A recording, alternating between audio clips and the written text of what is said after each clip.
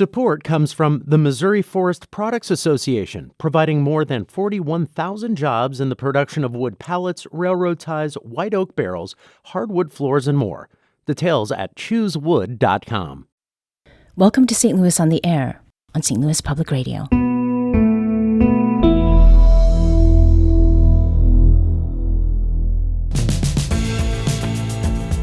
Whether natural, as with flooding or earthquake, or man-made, like war, disaster brings destruction. Immediate response addresses basic needs: first aid, food, shelter. What we can see and touch takes top priority for good reason. But as the dust settles and physical wounds start to heal, people are left with the intangible, those pieces of their worlds and themselves they've lost and carry. Beyond staying alive, surviving crisis leaves injuries that can only be treated by specialized counseling that often begins with someone who simply listens. Suzanne Galvin is an STL resident who's recently traveled to Poland and Ukraine to volunteer her listening skills. With the support of the local nonprofit Ukraine Partnership Foundation, Suzanne and her husband, both attorneys here in St. Louis, also helped train crisis counselors and pastors at the Ukrainian Theological Seminary. Here to talk about what took her to Lviv and Zori and how she utilized her FEMA crisis counseling training to aid refugees from the Russian invasion of Ukraine, we have Suzanne Galvin, a current board member. She serves as a board member of the Ukraine Partnership Foundation and a partner at Thompson Corbin. Suzanne, welcome to the program. Thank you, Elaine. Now, before we talk about the time you spent in Ukraine and Poland, let's take a step back. You've provided crisis counseling across the U.S. and abroad. How did you get involved in crisis counseling work?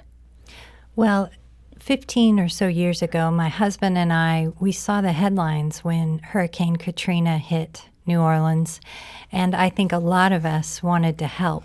And at the same time, we learned that there was an opportunity to be trained because FEMA really recognized after that crisis that people needed emotional and spiritual care, and they offered training. And so my husband and I signed up and became trained about 15 years ago. Mm-hmm. And how and when did you arrive at that FEMA crisis counseling, the training? So you mentioned that there was a call for people to be trained in that way. Like, where did you go and how did the training happen?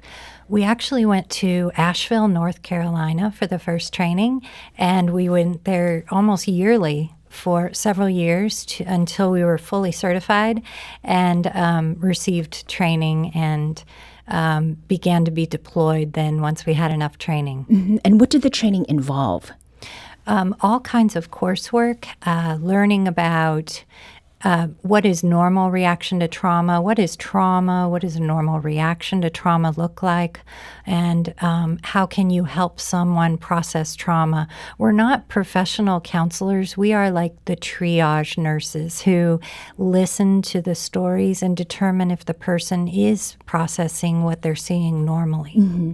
So you mentioned Hurricane Katrina is the thing that sort of got you thinking about doing this kind of work. In the 15 years that you have been doing this, where have you gone? Well, we've been deployed all over the U.S. to natural and man-made disasters, some civil unrest, hurricanes, tornadoes, and then abroad as well when the earthquake struck Haiti. We've also been to Iraq to minister to the women and children who had been held captive by ISIS. And those trips and those experiences, what was it about them that has kept you going? It's an incredible honor to feel as though you can assist or help someone in need. I think of Isaiah 58, where it says, you should feed the hungry and help those who are hurting. And I feel like that's a call that authentic Christianity would do. Mm-hmm. Now, where and how do you find the time to do this kind of work? You have done it with your husband. You work as attorneys. Like, how does the scheduling go? Well, we've been fortunate to work with partners and those who support us in this endeavor, and our family who has supported us through this process. And when we take a week or two and go, it is a little bit, that's our vacation, right? Mm-hmm. But it's so rewarding, it's worthwhile. So you decided to travel to Ukraine and to refugee camps in Poland. It sounds like it was a natural decision for you and your husband. What was the exact moment, or what was sort of happening when you and he decided to make those travel plans? Well, the Ukrainian Partnership Foundation is actually based here in Chesterfield, Missouri. And my husband and I had a number of friends who were talking about UBTS and what the seminary was doing as the invasion began, how they were responding to the refugees. And we knew that our training might be something that would assist. So when we were invited by UBTS to join the team that was going in April following the invasion, we said yes, and we were able to go assist and train the team there. Mm-hmm. And what was that first trip like? As I understand, you went a couple times. What was the April visit? What did that involve, and what did you see there? Well, Lviv is a beautiful city. It is like an old European city, tree-lined streets with cobblestones. The people are just lovely. They're warm and inviting. They were thrilled to see that people would come and care and help. And they had turned, the seminary, UBTS, had turned their classrooms into refugee centers. There were mattresses on the floor for all the refugees, mostly women and children who were leaving everything they knew. It's hard for us to imagine a tank coming down our street and you have to leave with just a suitcase. Mm-hmm. And they had turned the seminary into a refugee center. So we were there to help the leaders of the seminary deal with the crisis and the trauma counseling. Mm-hmm. And then you had a more recent trip there.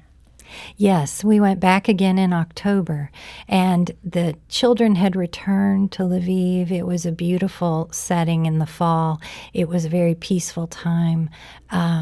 Unfortunately, the Russians began missile strikes again shortly after we left. But while we were there in October, it was peaceful. Mm-hmm.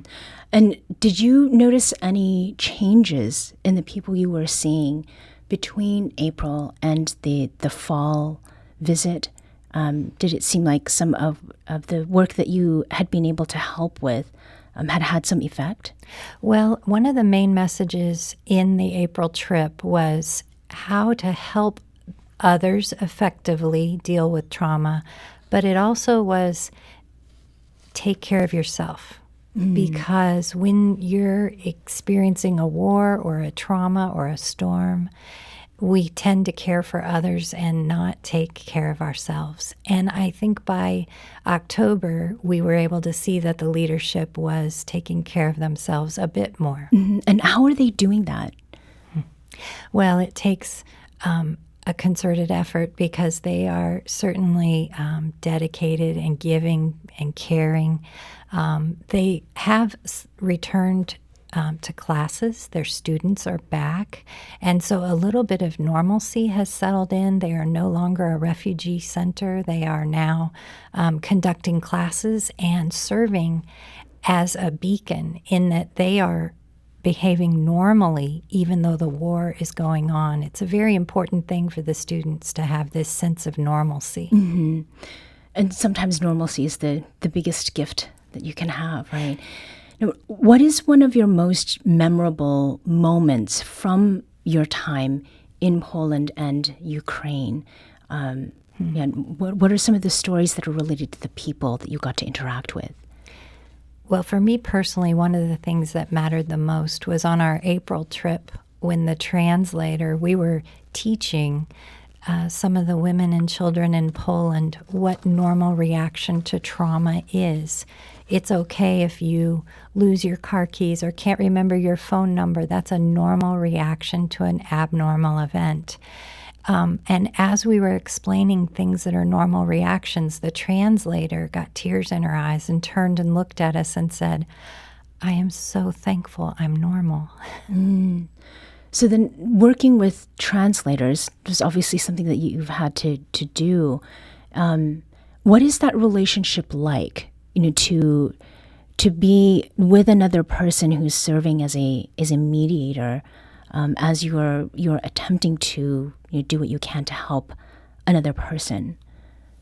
It's a wonderful unifying experience when they share your vision and your message and they can convey it in their language, and you see them being affected by the message.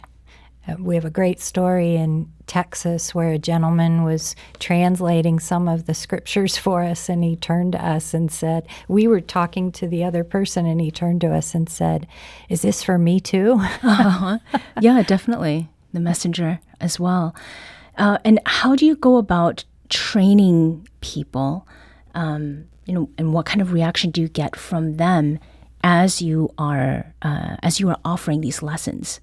So the training in April was focused on the leadership of UBTS. We were telling them what's a normal reaction, what to say, what not to say to someone in trauma. And as your introduction explained, so often it's just learning to listen and be a compassionate listening person. Are there really practical tips that you give to people about how to do that listening? It's important to learn to listen. We encourage them to listen, and then we call it the presence in crisis. If you are a stable, calm presence in crisis, then that person is it's actually been clinically proven that they heal if they're able to tell their story of the trauma to a neutral third party. It helps them to heal. Right. And that neutral third party, I think, is an interesting part of this, someone who has a remove in some way. We are going to take a quick break here, but we'll be back shortly to continue this conversation. This is St. Louis on the Air on St. Louis Public Radio.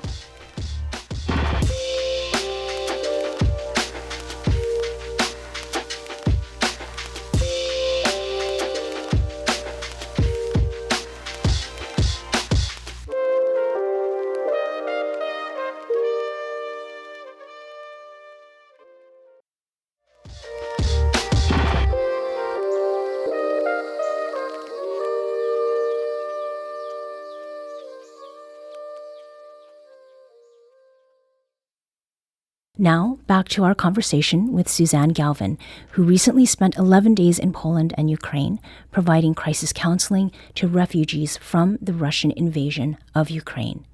Now, before the break, Suzanne, we had talked about how you train people to listen and to be there as the third party. And you also mentioned a couple of passages from the Bible. You made it to Ukraine with the help of the Ukraine Partnership Foundation, and that is the nonprofit that is based here in Chesterfield, in the St. Louis area, and the Ukrainian Baptist Theological Seminary. Now, faith obviously has played an important role in your crisis counseling training and its practice. How does that, your faith, how does it play out in your interactions with people? And I'm thinking very specifically here about the missional part of the seminary's values, which has to do with unbelievers and believers. So tell us about it. Thank you, Elaine. Great question. The faith is really what motivates us to do what we do, because we believe that authentic Christianity tells us to, as we said, feed the hungry and house the wanderers. And so as we are meeting with people and hearing their story and listening to their story, that we often at the end ask, can I pray for you? And I can count on one hand the number of times people have said no. Not everybody we meet with is necessarily a Christian, but they welcome the prayer and the authenticity that it is offered in to be helping someone in need, in their time of need. And there's an old expression, there are no atheists in the foxhole. Certainly, the people in Ukraine are thinking about faith issues right now as the tanks invade and as the Russians invade.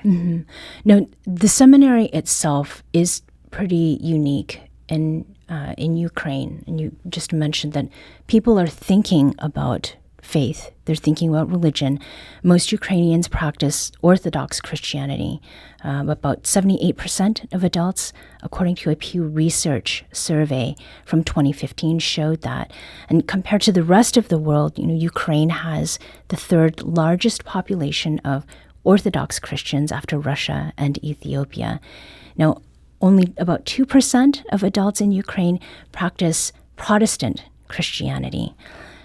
Did that in any way impact the service that you and trainees from the Ukrainian Baptist Seminary that you provided to displaced Ukrainians in Poland or to Ukrainians who are picking up pieces of their life in Lviv? Well, first of all, a history lesson is helpful. Until 1991, Ukraine was part of the Soviet Union, and so really it was an atheistic country. There was very little church. There are a few people who are Orthodox, certainly, but the number of Protestant or evangelical Christians is an extremely small number. So the seminary is affiliated with the Baptist Association, evangelical or Protestant, as we would say. And but the services that it offers for the refugees is open to anyone who's in need. It doesn't have any kind of test about who can come in and be helped. And since the refugee crisis ended, the seminary has started another important program that's called the We Care Centers, and they had alumni around Ukraine where they would send food and clothing, and these have developed into what we call We Care Centers, where people who are in need could come in to the center and get what they need, maybe diapers or building supplies to rebuild their home. And they receive some counseling, some training, and these We Care Centers are currently in 14 of the cities, and they're hoping to grow throughout this year. So as they provide for these basic needs, the things that people require sort of in the day-to-day, would you say that the way that they approach sharing faith is kind of an open door, like you walk through if you'd like to know more sort of approach? Is it, I can see how people might think that it's, that it might be more pressure, potentially? Excellent. Well, we are told in Scripture that always treat people with gentleness and respect. So if somebody has questions, which many people do, we're there to answer questions. We're there to offer prayer and support, but it's never in a forceful way. It's never, if somebody says, no, thank you for prayer, we say, that's fine, no problem. So you answer questions, and a lot of people have questions, we've learned. Now, when you were doing that training, you were training students and alumni of the Ukrainian Baptist Theological Seminary. What were some of the very specific lessons that you and other instructors shared with them about the work that they were needing to do in the sort of immediate situation? As I said, one of the most effective things we train is what to say and what not to say. It's kind of human instinct to say, oh, I know how you feel. Well, you really don't. So we warn people, don't say, I know how you feel.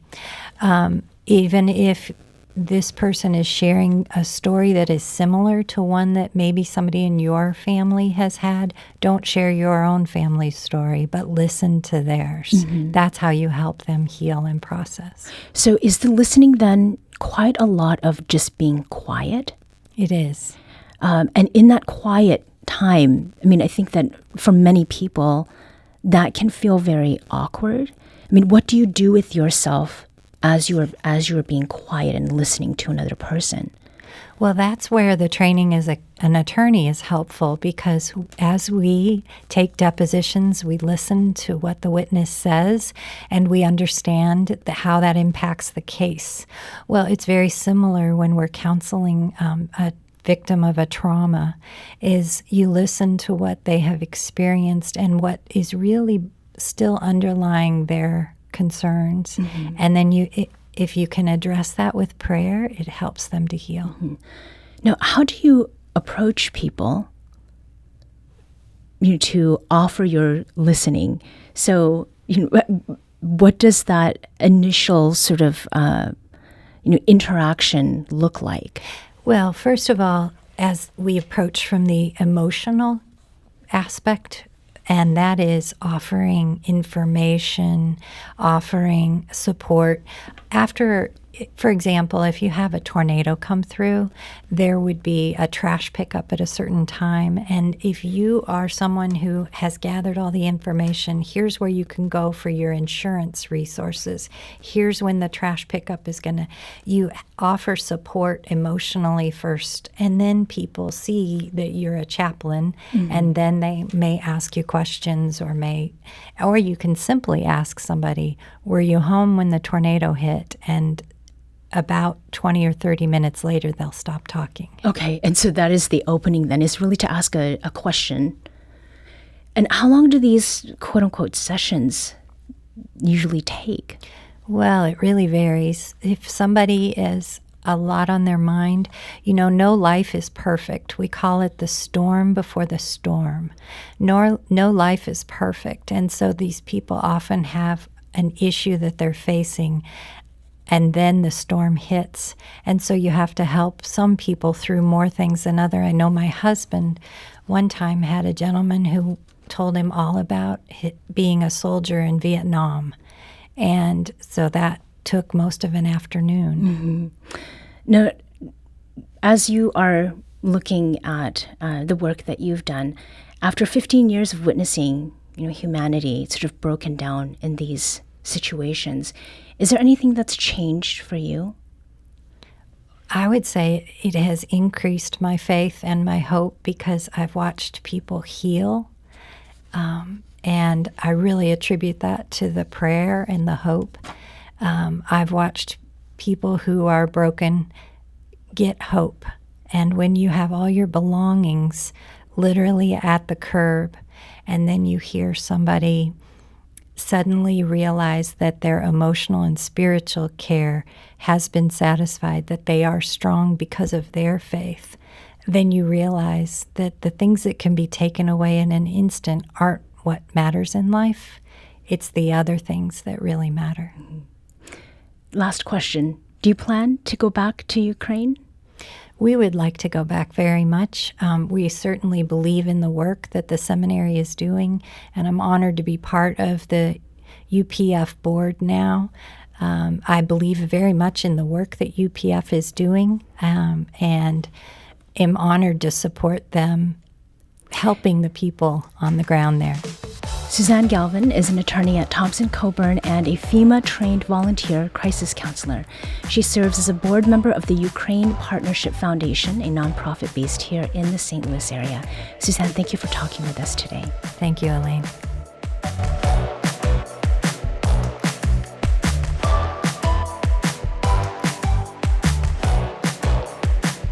This episode was produced by Maya Norfleet. Our audio engineer is Aaron Dorr. Our production intern is Avery Rogers. This podcast was mixed and edited by Aaron.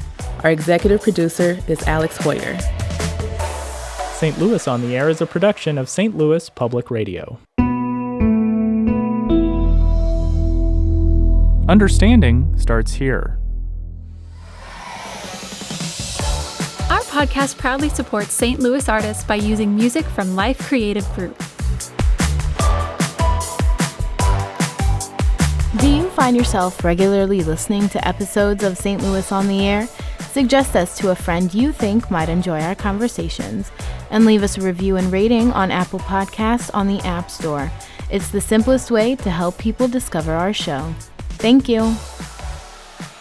St. Louis Public Radio is a member-supported service of the University of Missouri St. Louis.